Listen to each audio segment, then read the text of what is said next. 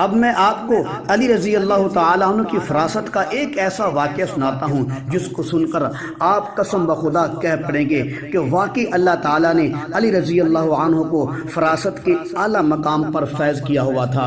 ایک مرتبہ علی رضی اللہ عنہ فرماتے ہیں کہ نبی صلی اللہ علیہ وسلم نے مجھے ایک عورت پر حد لگانے کا حکم دیا۔ مجھے پتا چلا کہ اس عورت کا چند دن پہلے بچہ پیدا ہوا ہے، یہ نفاس کی حالت میں ہے۔ حضرت علی فرماتے ہیں مجھے یہ سن کر خوف پیدا ہوا، اگر اس عورت پر حد لگاؤں گا شاید برداشت نہ کر سکے گی، مر جائے گی۔ اس بات کو میں نے نبی صلی اللہ علیہ وسلم کی خدمت میں پیش کیا۔ اللہ کے نبی نے میری بات سن کر میری بات کو اچھا عمل فرمایا۔